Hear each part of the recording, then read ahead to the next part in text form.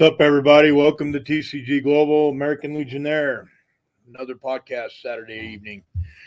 It is 1 minute past 8 o'clock Denver time, 15th of October, 2022. And it's me and Intrepid here this evening. I'm going to let him take over here in a second. And he's got a pretty good monologue for you guys tonight concerning legal matters. And then after that, I'm going to follow up with a real quick Overwatch overview of some things that are happening that we need to pay close attention to. And we're going to try to keep it around an hour to max out about an hour and a half. And then we're going to jump off of here and let everybody get some rest so they can be ready to enjoy their Sunday. So without further ado, as Monkey says all the time, Intrepid, the floor is yours, brother. Oh, boy. I finally get to talk. that's a scary idea. That's funny. Yeah. Well, what I thought I'd talk about tonight is simple. What if everything you thought that you knew is wrong?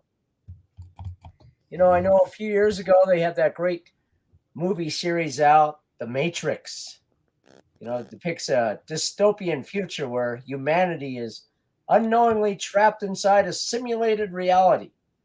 And, you know, the whole moral of that program was that everyone has a responsibility to make a choice between what's real and what's not real. And that movie was based on an even older book written by the Greek philosopher Plato, entitled The Allegory of the Cave, where Plato said, imagine if you were, your whole reality, your whole life was in a cave, and all you saw were shadows on the cave wall. Imagine what would happen if you got free and realized that, wow, they are in fact shadows. You saw the people making the shadows in front of the fire. Or better yet, if you were actually able to get outside the cave and see the real world, the sun, and the moon and the stars and nature, you'd be in shock. But that's where we're at right now, and people just don't realize that. What would you say if I told you that the Nobel Prize for Economics was not actually designed by Alfred Nobel? The Nobel Prize for Economics was created in 1969 by the Swedish bankers. What if I told you that the IRS does not actually collect money for the United States government? It collects money for the private bank known as the Federal Reserve. I mean, people, virtually everything you think that you know as true is not. It's one big lie.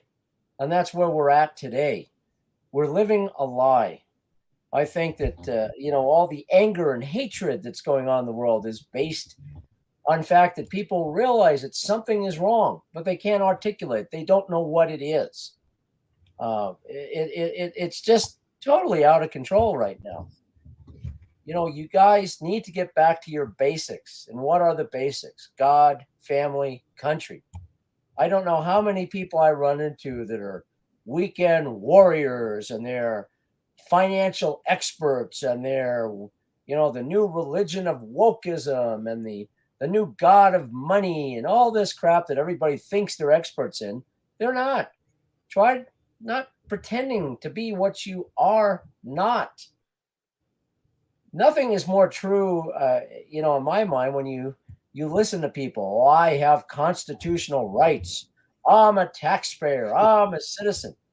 What if I told you that wasn't true either? What if I told you this whole thing that you believe in is not real? There's this thing called common law. The United States Constitution, this country was based on the common law. Common law is basically settled law. It's law that people have, throughout the ages, agreed on. Like murder is wrong, and we have to protect the more vulnerable in society, and we need to protect the environment. But for some reason, our bureaucracies have usurped that common law and created in its place all these regulations and statutes. God, there's millions of these things. And as Abraham has alluded to in the past, any given day, every one of us are probably in violation of hundreds of different quote unquote laws, these statutes. And we go by, willingly and just accept this crap instead of saying, no, no, I want to be tried under the common law of the United States. Your constitutional rights do not exist, period. I posted something the other day. I forget the gentleman's name. I think it was Maxwell. He's now deceased, but he was talking about the law of the land versus the law of the sea. And it was actually quite interesting, especially myself as a sailor. I'm somewhat familiar with maritime law, but it's very different. So many of the rules and the statutes that we have in the United States, it's based on maritime law. It's based on financial law. It's based on contract. And of course, I know as the captain of the boat, the captain reigns supreme. My voice is God. I'm my rules are absolute, period. You're on my boat, you listen to what I say. Otherwise, you walk the plank. But, most people don't know that. They keep saying, oh, I want my constitutional rights. Well, you don't have them anymore. You have basically economic, maritime law of the sea that applies worldwide. Let me try to explain it this way. If you went to France, as an example, and you violated the law and you in a French court and say, but I demand my constitutional rights, they're going to laugh at you and say, no, they don't apply here. This is France. Well, a similar thing applies within our country. They laugh at you and say, no, your constitutional rights don't apply here. You've agreed to all these new regulations and statutes. Now, luckily, there's another part of this whole thing. And again, I would encourage people to look this up and research common law, statute, regulatory law, law of the land, law of the sea, find the history. It's actually very fascinating. But while you're doing that, also look up this thing called the UCC, the Uniform Commercial Code, which is essentially an international contract law. On two parts in particular, I believe they're section 1-207 and section 1-309. I don't know. You can look it up. But one basically says that statute law, regulatory law does not replace the common law if you request the common law to be preeminent. In other words, you have to reserve your rights under the common law. Otherwise, these other rules are going to snowball right over you. The other part says that you do not agree to any contract that you did not enter into voluntarily and intentionally and knowingly. And that's an interesting one as well. There's a lot of things that people don't realize. I didn't realize that either. Back in the day, I wanted to do something as stupid as climb a mountain. Boy, was I wrong. I was in and out of jail so many times for trying to climb a mountain without permission. I'm like, who the hell am I? Who am I bothering? I'm just climbing a freaking mountain. Oh, no. You have to have our permission. Why? This was the National Park Service and specifically Mount Rainier. And when I unknowingly at that time said, well, no, I have rights under the Constitution, they laughed at me, the Park Service. And I said, no. See, you don't understand. When you voluntarily walked into the national park boundary, you voluntarily gave up your common law rights for regulatory rights, basically admiralty rights to the national park. And I then, as I studied this more, said, well, hold on. I may have voluntarily walked into the park, but where did I do so knowingly that I'm giving up one set of rules for another set of rules? Didn't matter to the government. They had me at that point. And in the 25, 30 years since I did this, I found all sorts of rumors that anything from exchanging Federal Reserve currency to writing zip codes on letters are all these little wink, wink, nod, nod, secret handshake that you give up one set of rules for another set of rules. So my point is become informed. And reserve your rights under the common law. Say, no, no, no. I know what I want, and I'm not coming into this matrix of all this other BS. I am freeing myself from Plato's cave. I see what's really going on. I don't accept all this crap. You have the right to do that. But boy, if you do that, the court's going to come down on you hard. They don't want people to know this. But if you just persist, say, no, no, no, I want these rights, period, you will eventually win. And that's where I think we've gone wrong today. Not only do people not know what's really going on, but they've been basically duped into thinking that I as an example, I remember one of my I've mentioned this before. I'm a science fiction junkie. I remember the science fiction show Firefly, where they made a comment in that movie about, we're not trying to teach you what to think, we're just trying to teach you how. And that is also very true today. It seems like, as I said before, everybody's an expert, and we acquiesce to experts and the scientists and the politicians. These people are morons. You know more than them, because embedded in your soul, embedded in your DNA is the basic things that you need to know to be a moral human person. Family, God, country, all this other crap is just diversions to try to basically trick you, to get you confused, to make you become the deer in the headlamp. You have the ability to stop all this nonsense that's going on in the world. You have the ability to stop this new religion of woke. You have the ability to take control. You just have to do it. You have to go out and say, no, I know what deep in my gut is right, and this is what I want. Don't get fooled and bamboozled into all this BS that's happening right now, because that's all it is BS. I remember when I was back with the national park, at that time I befriended a gentleman that's now deceased, great guy. His name was Doug Buchanan, up in Fairbanks, Alaska, which is why I ended up moving up there, actually. And he was a Vietnam helicopter pilot, had all sorts of accommodations. But he always used to paraphrase this saying, what happened to your mind? And he came up with this idea. He called it intellectual technology, using the mind to solve problems created by government. And I agreed with Doug 100%. Everything that's going on is not by chance. It's all manipulated. It's all created. The government creates the problems that we are now in. The Democrats blame the Republicans blame the Democrats. They're always blaming each other for the problems they caused. And they always say, oh, gee, if we just have more money and give up more rules, more of your rights, we could solve these problems. Of course, it never happens. It's all just a budget excuse.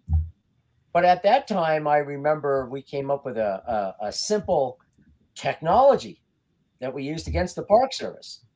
And the result of which was now there are multiple concessionaires in Mount Rainier National Park. When I started, there was just one.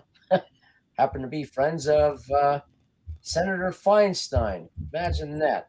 No nepotism there.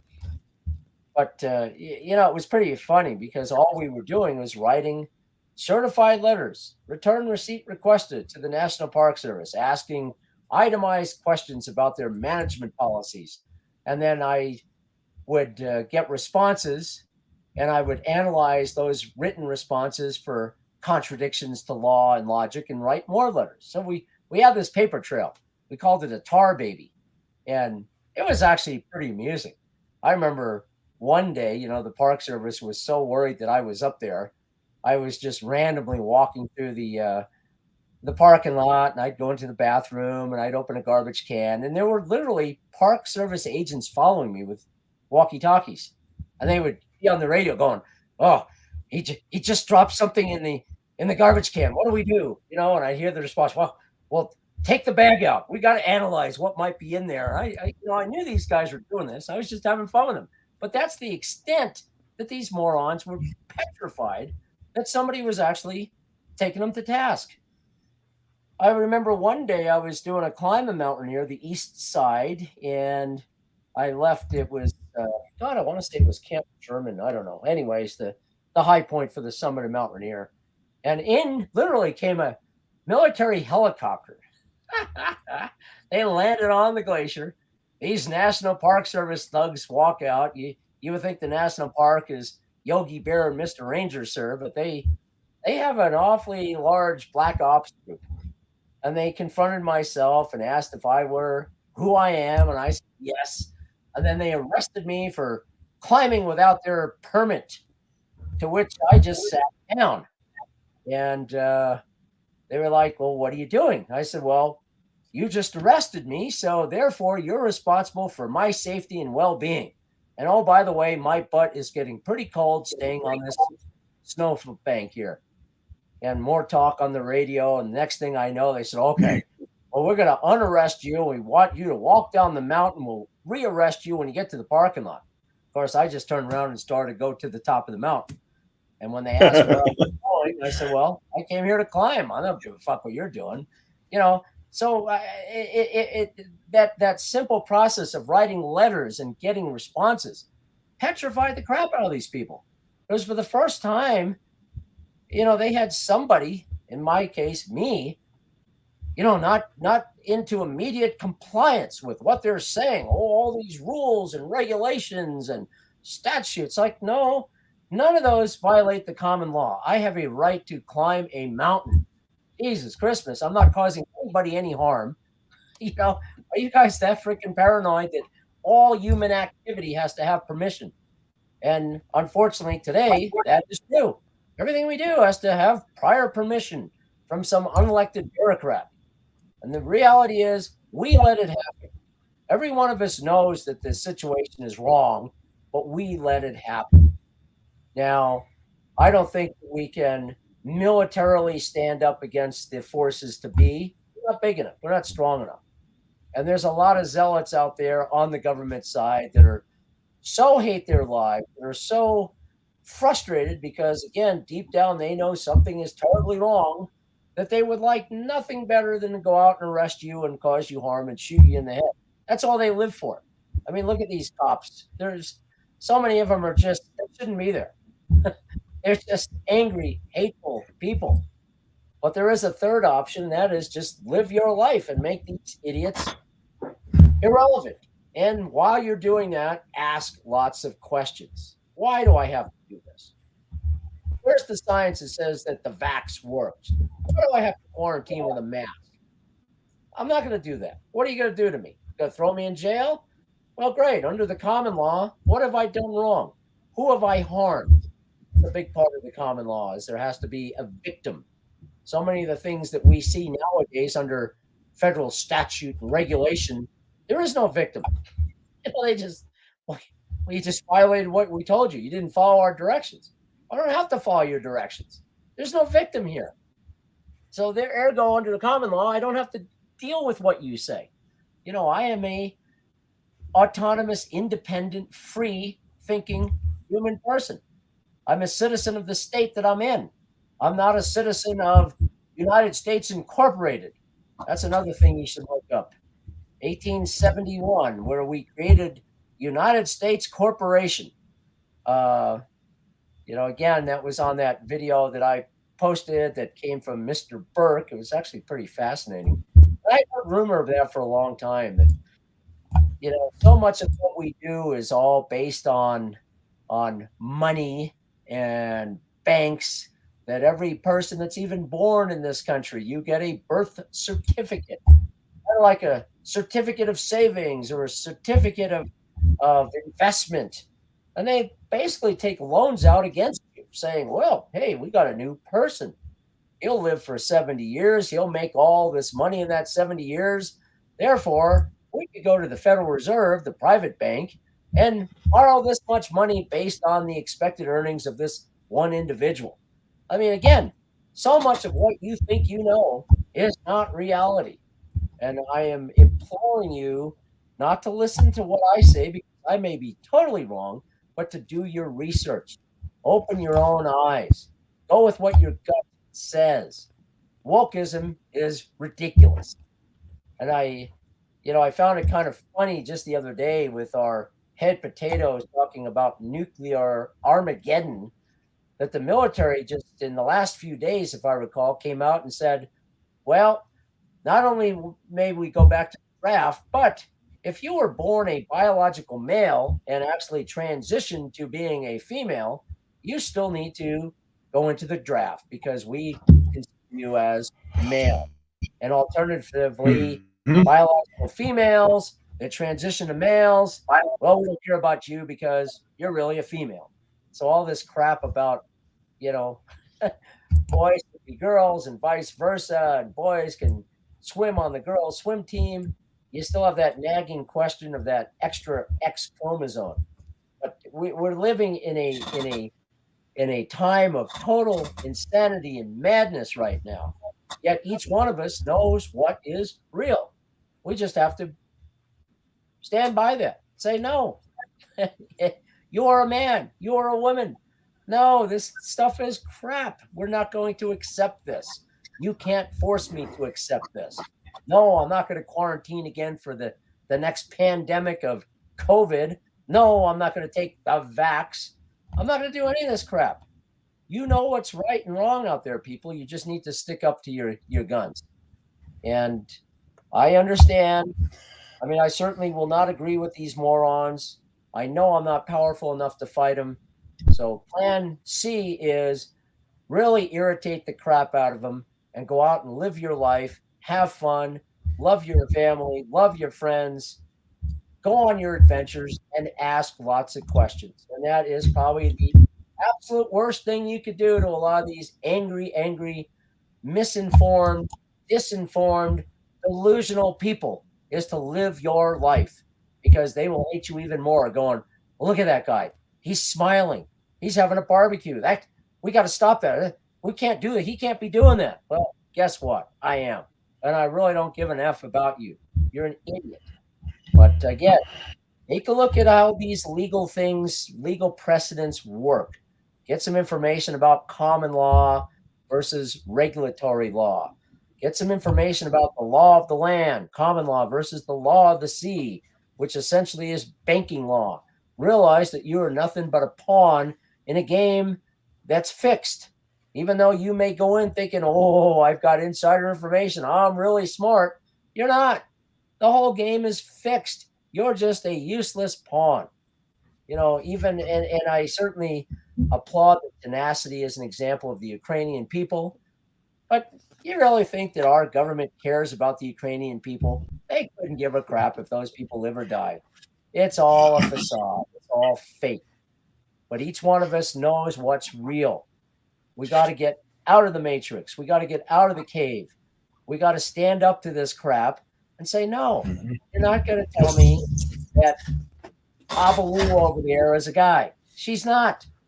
I'm not going to wear a mask. I'm not going to take a vax. I'm not going to do any of this crap anymore. And that's the passive resistance that I think will ultimately not only get our country back, but get this world back on track. Anyways, that's my 2 cents. Go ahead, Abram. Well, yeah, going back to the Ukraine thing, our government, as it is right now, under the control of a potato. Many of you guys here know him as Flashbang. That's kind of the presidential secret code word we all use to describe the guy. It's flashbang. What happens when you get hit with a flashbang? You're dazed and confused. This guy's dazed and confused every minute of the day, and that's why we call him that. But the potato, this I guess you could call it our government, current administration. I call it a regime. The people who are in power, who are willing to lie and deceive in the name of power, those who are elected to office in Congress and the Senate that are members of the same party as the administration in power right now, are willing to sacrifice almost anything to remain in the position that they are. And, the days of caring about being reelected and trying to keep that faith of your constituents and that you're doing the right thing and that you're serving the greater good of the people that elected you, that voted for you. Those days are gone. People like Nancy Pelosi, who's in office, is going to remain there because the people in the city there, regardless of whether there's voter fraud in San Francisco or not, the people in that city are convinced that she is their queen and their hero, and they're not going to change the way they vote based on any kind of common sense. They are used to voting that way. Their small social community that they work and live in would not treat them kindly if they were to switch parties or to change their vote. They can no longer do that anonymously, and do that privately, that, you're the party you belong to. In some states, in some locations, you can't vote for the other party unless you're a member of that party, or you can't vote in a primary election unless you're a Republican or a Democrat. If you're an all third party, voter, that you're registered as a third party voter, that you're prohibited from voting in certain elections. I never understood how you could be prohibited in voting in any election. I don't think that is constitutional, but that does occur in a lot of municipalities in a lot of states, and even at the federal level in some circumstances. When you go to vote, if you don't belong to one party or the other, they don't want you to vote in that election. And that's just getting down to the meat and bones of the problem in this country. Now we've got a large population of people who are not even citizens of this country that are now going to be allowed to vote in this next election. And I'm going to segue from that into kind of what I wanted to cover tonight. There's a lot of concern this month. We are nearing the election for the midterms in less than a month. And there is a lot of concern about a possible red flag, some kind of event that would interrupt,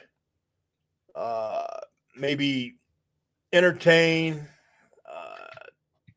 distract the election. Maybe something along the lines of an event occurring that would keep people from going to vote, or maybe something that will change everybody's opinion, bring us all together as Americans again, because we're so divided.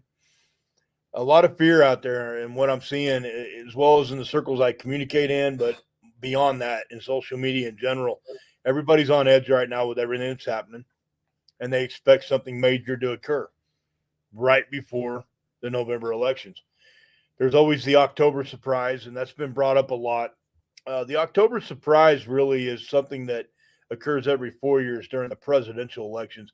I have not looked back in history and seen a lot of so-called October surprises on the federal level, more the local level, where candidates are trying to out the other candidate for something that maybe they don't want disclosed publicly, information that's come up, or some kind of way to convince the voters that they're the better candidate. But with everything that's going on right now, there's a lot of fear and a lot of nervous folks out there that are wondering about what's going to happen between now and less than a month from now. Is there going to be some kind of event like 9/11 that's going to occur, that's going to bring the American people together, standing behind the potato in chief, God forbid? Or are we going to go all the way to November and worry about nothing for no reason? There's the fear of voter fraud occurring again. And it is my opinion only with you guys here tonight that there is going to be voter fraud. It's going to be rampant. It's going to occur. Federal agencies are not going to be zeroed in on that with any focus whatsoever. I can state I can state a fact here tonight based on my own personal knowledge, as well as official knowledge, that the agencies, of course, being led by the FBI, are not going to spend their time, their money, their resources to go look into local, state, county, federal, any level of voter fraud that may occur during this election. They got away with it during the last election, and they're going to try and get away with it again this time. This midterm election is going to be more focused on better ways to conceal what we all saw in the 2000 Mules video by Dinesh D'Souza, and the research and the investigation that those folks did on that whole voter fraud and drop ballot box scenario that occurred in this country. Right now, the focus is to get it done where it's not as easily noticed or documented by cameras and surveillance equipment and things like that, so that they can prepare for 2024.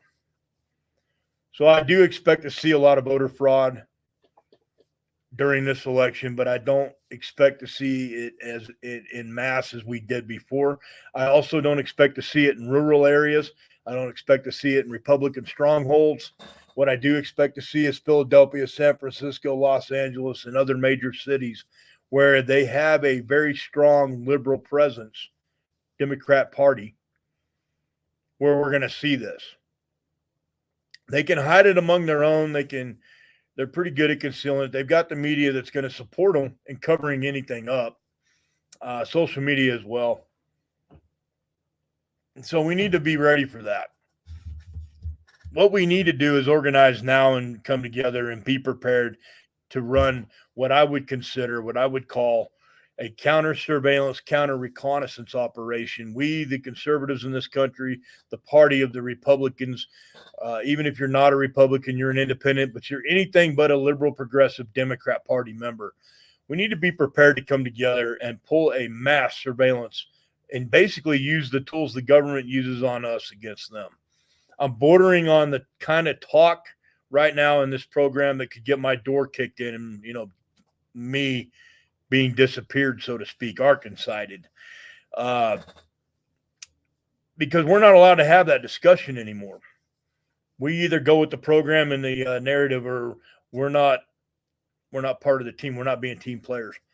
And I come from a world where a lot of guys are not team players where it comes to towing the line, following every rule in the book, being in a community or a team or an organization where you're encouraged to be independent in thought and training and your abilities and skill sets. You're expected to be able to go out and do these things without having your hand held.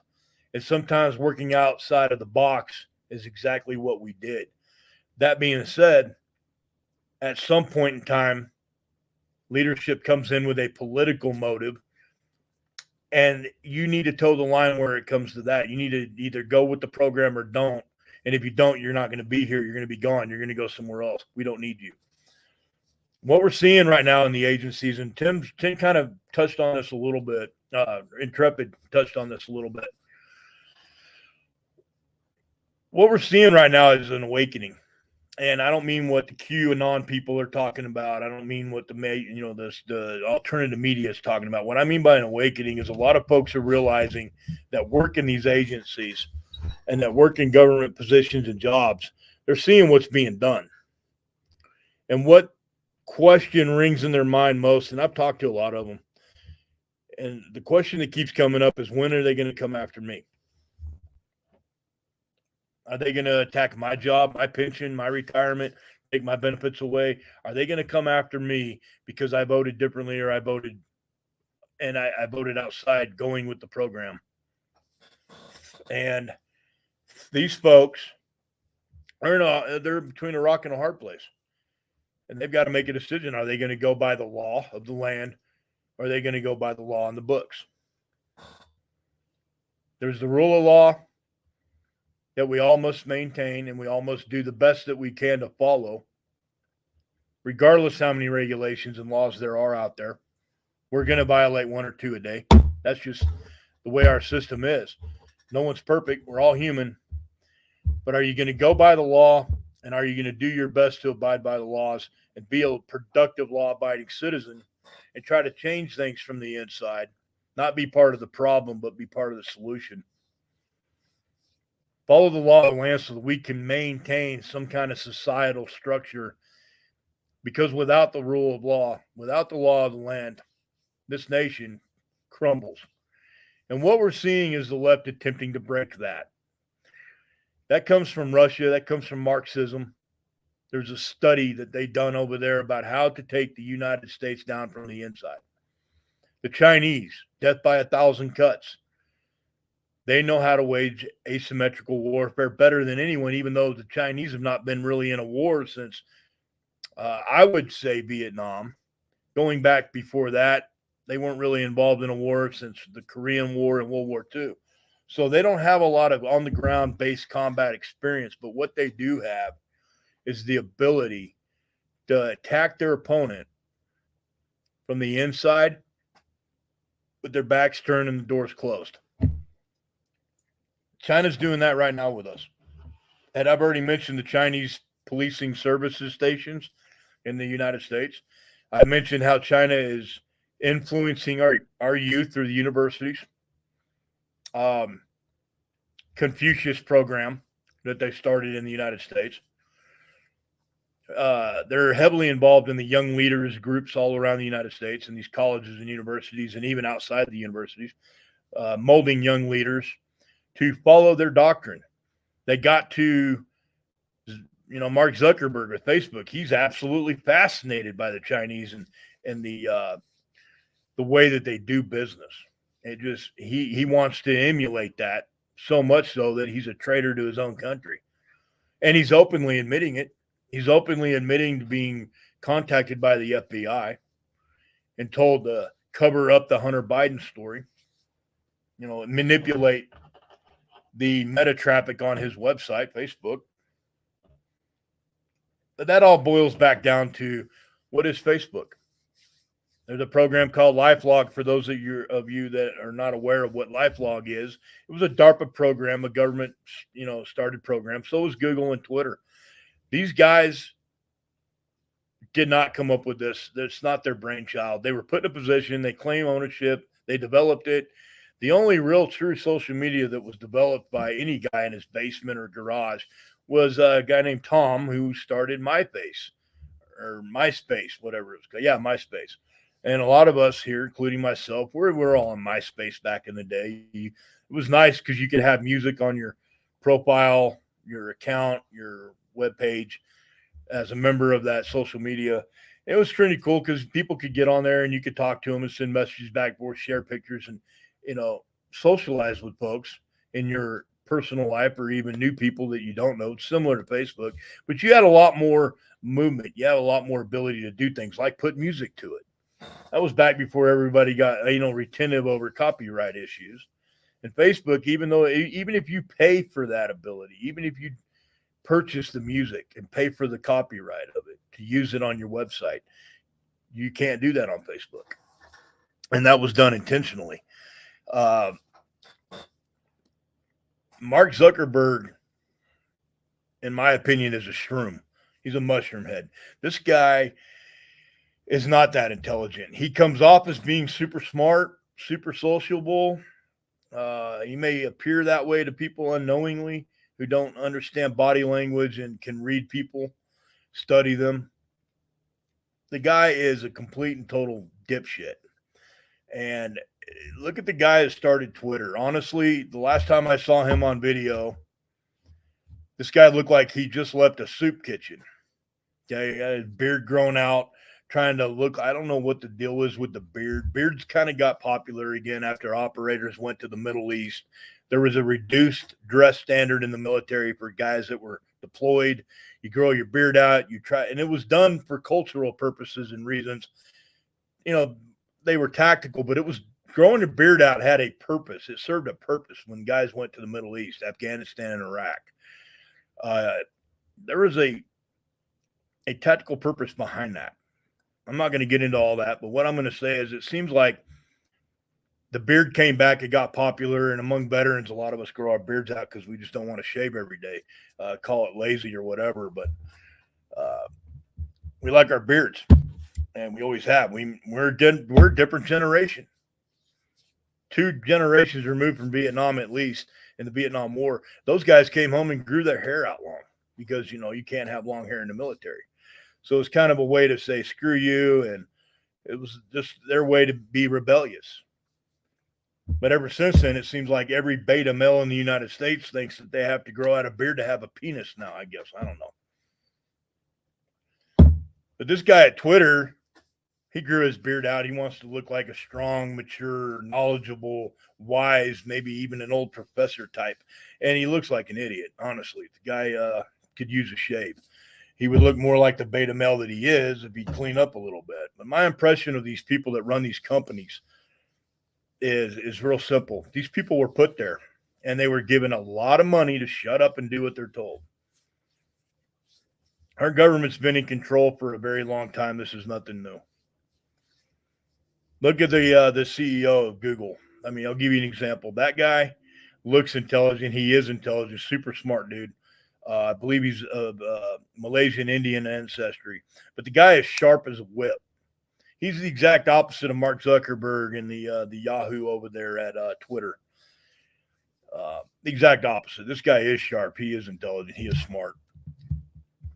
He has a very, a credible background in education. So you got to be able to look asymmetrically at what's going on, how social media is being used to influence an entire population in the United States. My opinion and my advice to everybody as far back as 5 years ago was get off Facebook, stop using social media, pick up a pen, write a letter, put a stamp on an envelope, and communicate with your family members. There's a lot of other ways. Some of us here are old enough to remember using phones with a cord attached to a wall. Some of us even remember using a little turntable on the phone to turn the numbers. And when we called somebody, we didn't get an answering machine. There was no voicemail. You just had to call back later if no one answered the phone. Kids today don't know that world, but we remember it. And it worked just fine for us. We were able to function. We made things work. We lived our lives. We managed to run companies and businesses. And us kids that grew up in the 80s and 90s, we remember how, yeah, it was a little challenging, kind of a pain in the ass. But if we had to go back to that tomorrow, we could. So it's up to us as adults and as that generation to kind of try and help the new generation understand that you don't need a cell phone in your life attached to your body 24/7 to make it and survive through it. But they don't understand that. Social media gets it. If there was ever a program that the United States government helped put together and formulate and get inside of and control and manipulate, smartphones is it. Cell phones were an amazing invention when they came out. They actually came out in the 70s, early 70s. We had cell phone technology. It didn't get popular till the 90s. But to be able to go anywhere and always have ability to communicate with somebody else was pretty neat. That was pretty neat. I remember my first phone was a bag phone. My second phone was an old Nokia. There was no screen on it. But the technology that we have has been a huge benefit to us because you can gather information and news and keep up to date with things just the touch of a screen in your hand. But at the same time, that has caused us to become desensitized to the world around us. And it's become a huge problem with our socialization ability, our skills to communicate with other people. I've noticed it with myself. It's easier for me to get on a phone and communicate with people than to sit down and have a conversation with them. Part of that has to do with my career. Part of that has to do with, just me as a person, my personality. I deal with people differently than, say, your average normal person every day. But the cell phone has made it even tougher because now it's just easier for me to communicate with my entire circle of people I know and just send them a text and say, be done with it and move on with other things I have to do. But it's not helped me socialize with people better. It hasn't. And that's what government would love. Nothing more than a bunch of robots and sheep running around and being controlled. And need I mention the surveillance aspect of that, the ease of eavesdropping on the American people, finding out who knows what, who does what.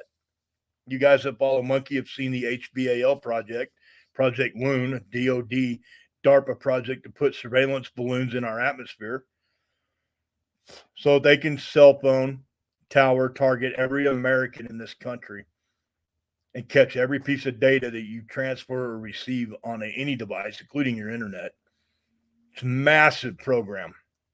Edward Snowden is the one that really brought it to light and risked his life to do it, to expose the shit that our government was doing that's illegal.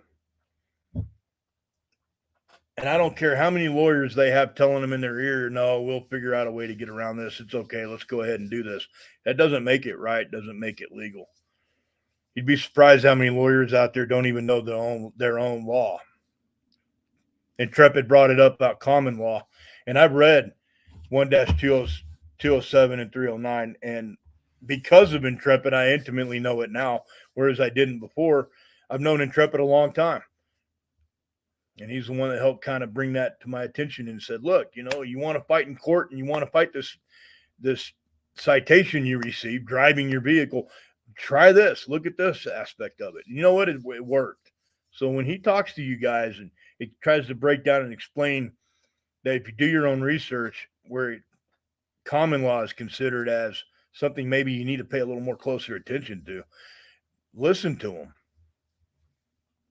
Listen to them and be prepared for the court to come down on you. They tried to come down on me real hard. And I had a lawyer that didn't even show up to court. I don't know why she didn't. Found out later that her law office was out of the trunk of her car. Now, hey, hands off to her. That's a hard way to make a living. And that's pretty admirable.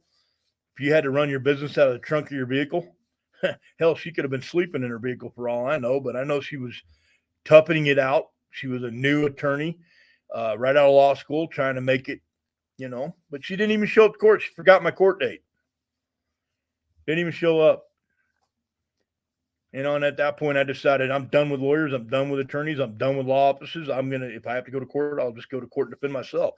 I'm smart enough guy and educated enough to where I can pick up some books, maybe consult with an actual attorney outside of the courtroom, and I could probably make my way through that fairly, you know, not necessarily successfully, but I can do fairly well with it. I'm confident in that, in my ability. I'm confident in my abilities, and I'm competent enough to do that.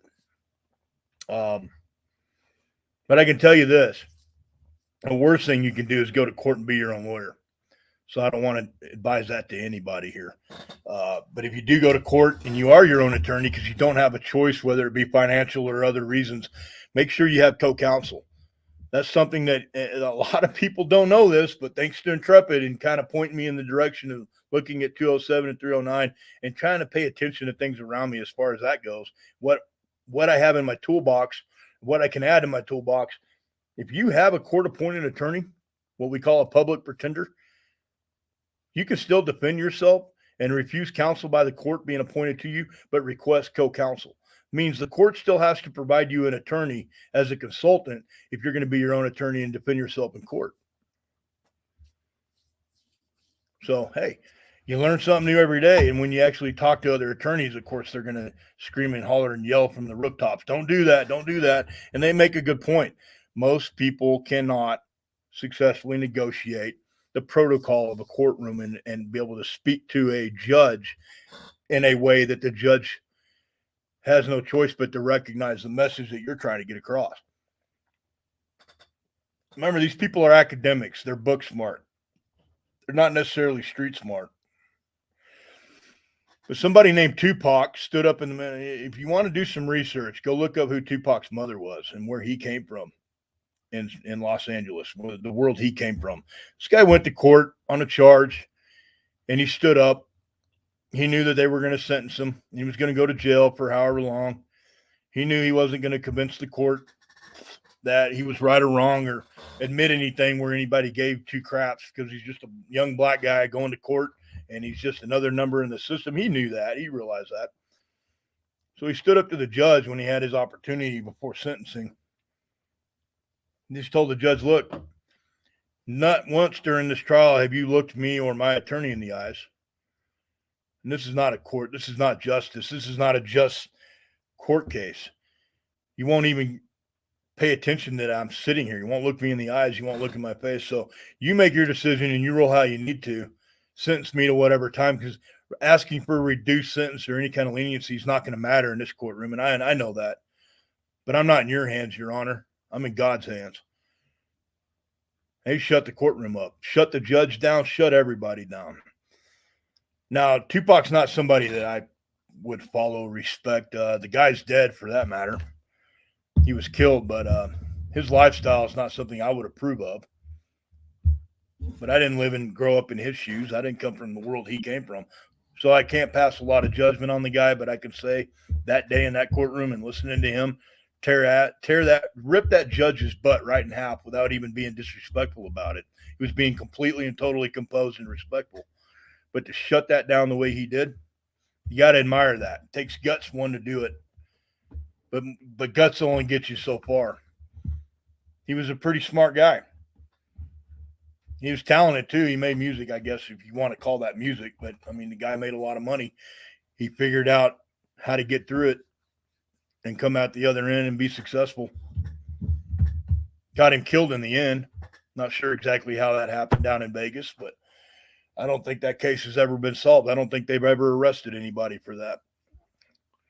And that'll bring me to my next point. The FBI, real quick, guys, Overwatch time. The FBI has basically said that they cannot find any leads at this point. They are without any leads in this case. And this means the case is going to get shelved. In other words, those agents working on it are going to get their other assignments and be refocused on other cases that are pending and other investigations. But they cannot find any more leads on the person, the subject, who left the pipe bombs the night before January 6th. And they were timed to go off after January 6th, when the Capitol, I'll call it a riot, occurred. Protest, riot, either way. It was not an insurrection, I can tell you that. But it's interesting how the FBI, with all the surveillance they have, and knowing the fact that this person had a cell phone on them because they made a call on video, because they got video evidence of, that's how they know this person left this pipe bomb. This is the pipe bombs that Kamala Harris's Secret Service detail happened to come across. And they found them. And, of course, then an investigation opened up on that, and the FBI took the lead on that investigation. But they can't find any more leads. This person is a ghost. And I know of other investigations that have occurred over the last 2 years in the United States where these people have ghosted. There's one locally in the region where I'm at right now. That person disappeared. I can't go into a lot of detail because I'm still looking into another situation. But, guys, it's been brought to my attention that there's some people of importance involved in different things, different aspects of these investigations that have disappeared or been suicided, so to speak. Just last week, I believe, it was brought to my attention. I'm still waiting to get more information on this, so I'm not going to confirm or deny or tell you a location. But a private investigator just turned up suicided, killing himself. This guy was involved in some things, very successful, everything going for him. No sign of anything going to happen like a suicide, no depression. This guy was so involved with the people on a day-to-day basis, just very involved with them on their cases and where they were going with their caseloads and the investigations he was involved in. And this guy just suddenly, boom, one day, offs himself. Local law enforcement, of course, shows up on scene. And they're looking at this like, okay, well, this is obviously a suicide. Remember, cops are not robots. They're not technology. They make mistakes. There are flaws in being an investigator and looking at a case and not seeing something. You're only human. But this is one of those situations where it's done so well, these hits. I tried to post something last night on the internet, and immediately, because of the nature of what I was talking about, and the way that I disclose the information and the subject matter itself, for that matter, Booth died. And within 10 seconds, I was removed. That what I wrote up was removed from the internet. And this was in a secure, conservative-leaning, alternative free speech social media platform, and they own their servers. They're not controlled by anyone else. And it disappeared. Just was gone. And it had to do with the black bag operations out there that our government conducts, agency people, and they'll probably shut me out on YouTube if they haven't already tonight, because this is one of those things they don't want us talking about. And I wasn't even going to bring it up tonight, but where law is considered in our conversation tonight in the Sitrep, this podcast, is these people are trained. They went to schools. I've gone to some of these schools. I've learned a lot of these skills from these schools.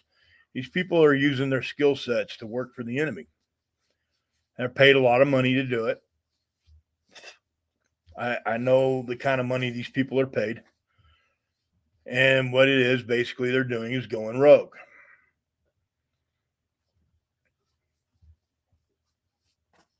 They go out and they do hits, whether they're working for Hillary Clinton or the Biden administration or some lower level person in government who's not well known because they don't want to be, and they hired out, 10, 15 guys, put a team together and said, you're going to go take the trash out. Does that occur? Yes, it does. It does happen. There are those teams out there, and these guys can go into your home, suicide you, and leave zero evidence that they were even ever there. No footprints in the carpet, no footprints outside in the mud where a shoe print can be picked up, no body hair left for DNA. They shave their entire bodies head to toe. They wear certain apparel that prevents them from shedding any kind of skin matter where DNA could be, trace amounts of DNA could be picked up from. They wear a mask over their face to prevent any kind of fluid leaving their body. They wear gloves, leave no fingerprints, not a trace, not a trace. These guys are very good at what they do. They wear a different hat than the other people I've known over the years and work with. These people would never have any, they would never take part in any of that. And if ever approached, has simply said, I'm not interested. And, at that point, they're left alone after that.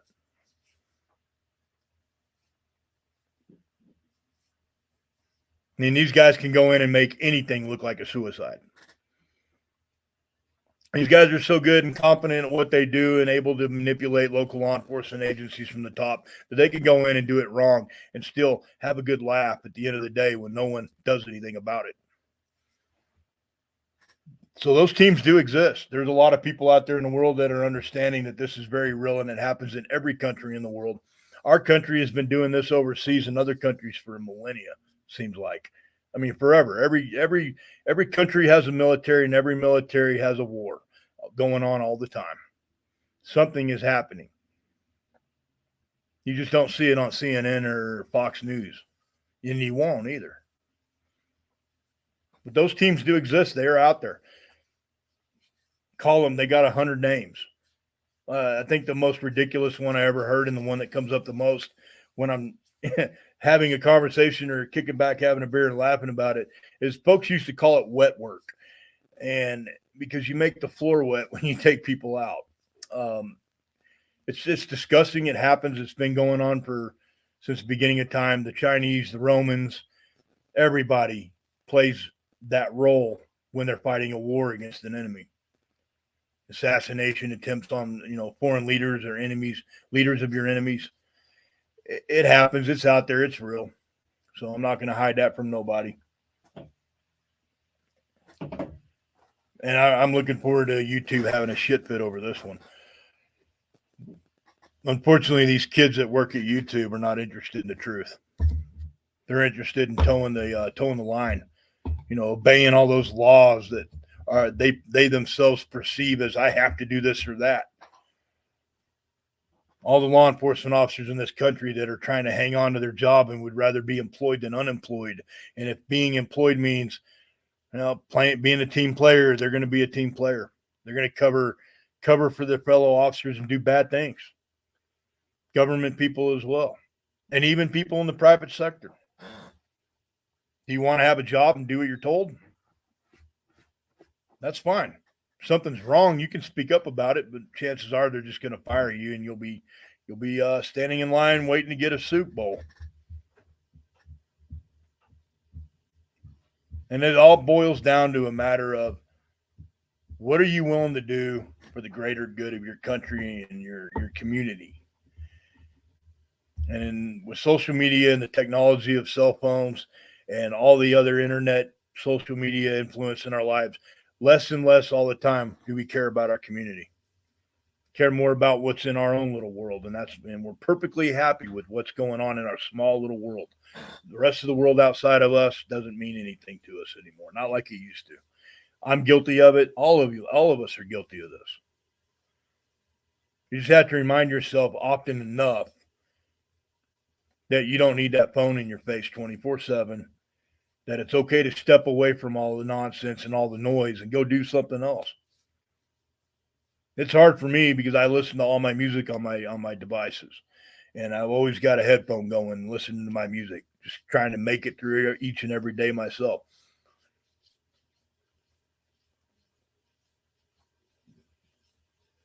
I guess what I'm really going to leave you guys with in closing tonight is,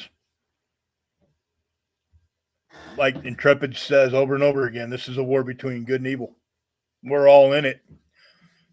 Might not feel like that, going to work every day, coming home, being with your kids, going on the weekends, having barbecue, drinking beers with your buddies, hanging out with your girlfriends. For the ladies out there, all of us live our lives every day, but we're living our lives in a bubble that we don't even sometimes realize we're in.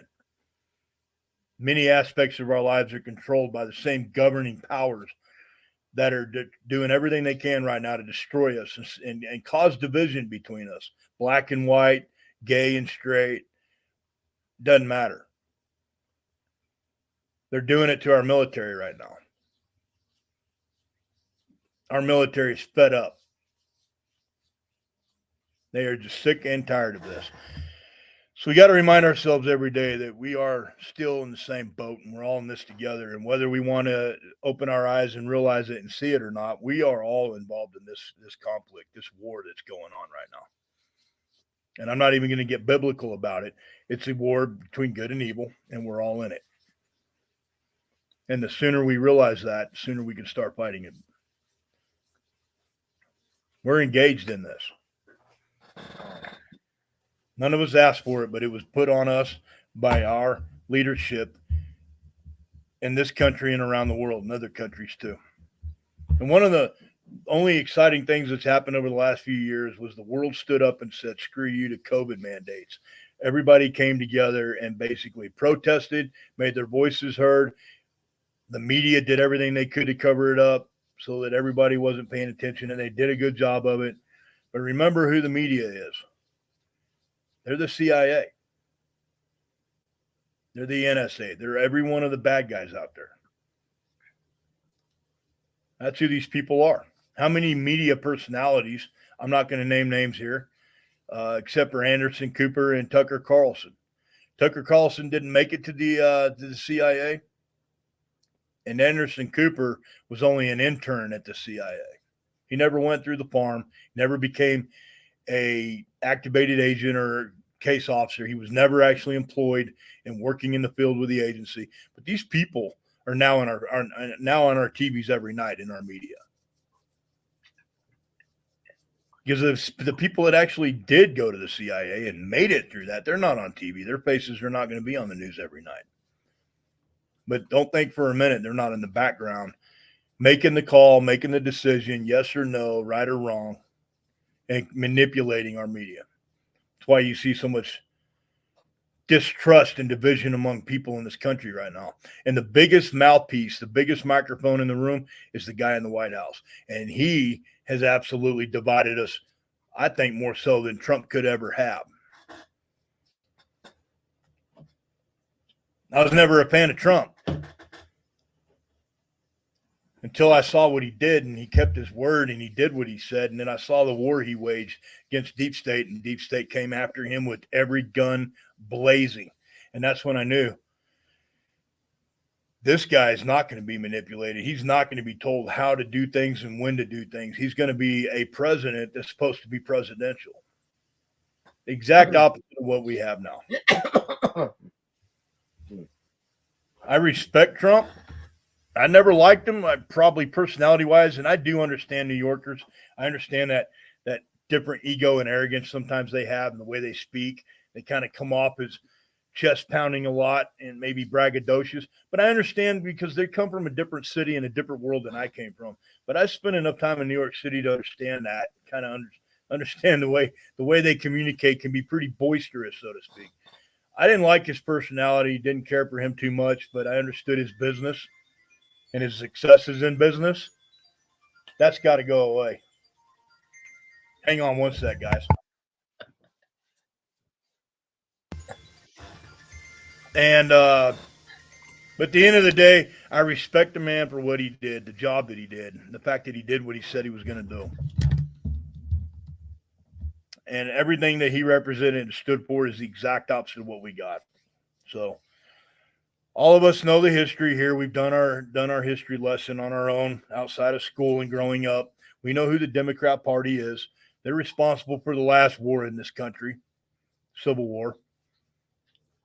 And it's beholden in them to take back what they lost in 1865. It's beholden to them. They know that. They know they're going to go after it. And all the people out there that are alternative lifestyles, I'm not going to get specific, but people that don't go with the norms, societal norms, those with the alternative lifestyles are going to be the first people they target. They're doing it now. Right now, they're focused on patriots. But anyone that doesn't go with the program, whether you're straight, gay, white or black, patriot or Marxist, it doesn't matter. You don't follow their program, they're coming after you. And those of you that are following their program right now, you'll be next. That's how dictatorships work. So that's all I got for you guys tonight on the Overwatch. Some of the maps that you saw me putting up here a little while ago, just watching some of the official executive aircraft of the U.S. Air Force hauling around our so-called leadership. Kind of just paying attention to what's going on out there. That's all you guys got to do as well. I think next week, what I'd like to do, and I don't know if I'm going to have time, but I'm going to do my best and try to do it. So I'm going to go through some of the net again with everybody and kind of probably do a separate sit rep. But what I don't think we're going to do a Sunday this week.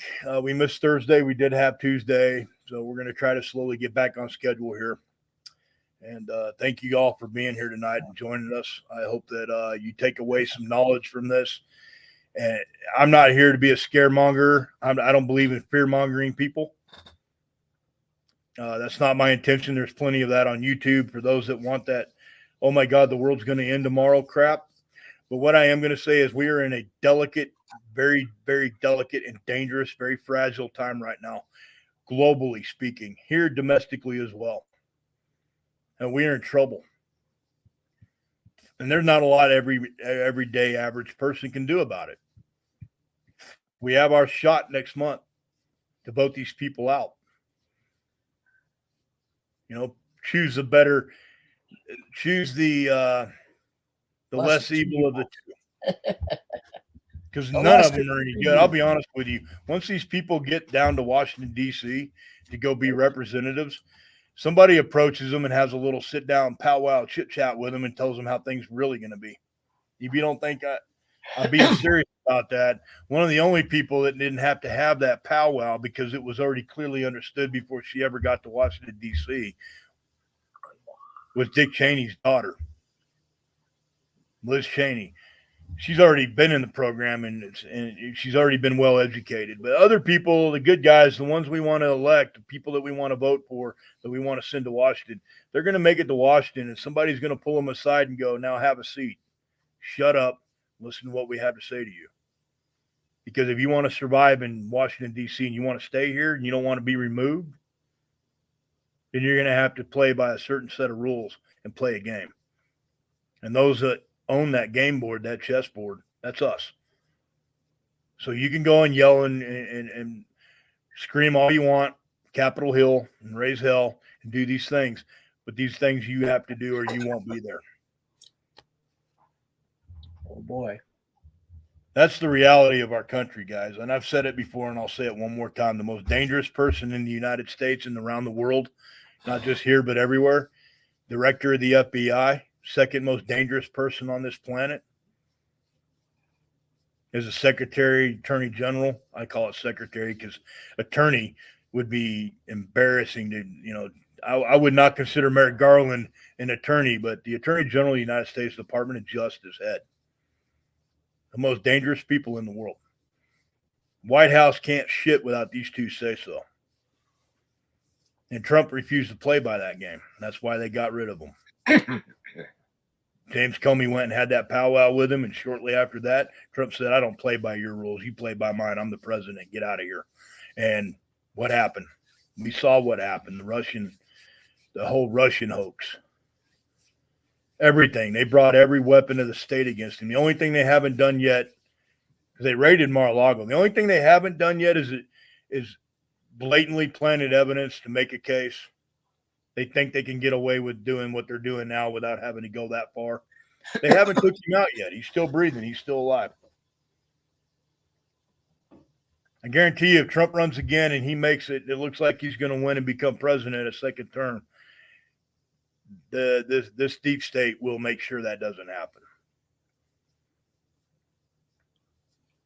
Because that's what these people are made of. They're capable of doing these things. They believe deep down inside they're doing it to preserve the Constitution and the sanctity and security of the United States of America. When in fact, even though they believe that bullshit deep down inside, they know what they're doing. They know the lies. They know the deception that they do every day. They know that if they play by a certain set of rules, they'll be allowed to continue. They'll make a good living. They'll live comfortably. They'll never go without. They just have to convince themselves to believe the bullshit. And as long as these people are willing to do that, no matter how treasonous the oath they take, as long as they're able to be deceptive in their planning and their actions and the targets that they go after, as long as they do what they're told to do and they follow and toe the line, they'll be fine. That's all I got, Intrepid. I'll let you close us out tonight, brother. Well, that's good. Just real quick. Yeah, each one of us has a decision to make. Do we want to be on the side of good, which I would think of in terms of Plato's really real? Do we want to go outside the cave and see what's happening? Or we got to decide to be on the side of evil, the illusion. I don't like illusions. I like being in the arena. I may not win the game. In fact, most of the time I get my ass kicked, but at the end of the day, at least I go home and say, well, gee, I'll never do that one again, but at least I can make that claim. But then also looking at, this is something you forget to do, Abraham, looking at the comments, there's a hello from Real Malinois Man. I'm going to make an assumption that Malinois is a reference to the Belgian Malinois Shepherd, fantastic dog. And then, of course, Glock came on and said she was going to apply for a passport as an American national and not necessarily as a citizen of the United States Corp of America. Again, reference to that video we put out a few days ago and dealing with law of the land versus law of the sea. So hello to Real Malinois Man. And of course, Glock, you know, she's here quite a bit. I don't know if you have access to the other sites to see if anybody's made comments or not, but we need to look at those. Yeah, they all show up here now. So Yeah. when we get a comment at YouTube, it'll come in through here. Good. But yeah, people, we just got to make a decision.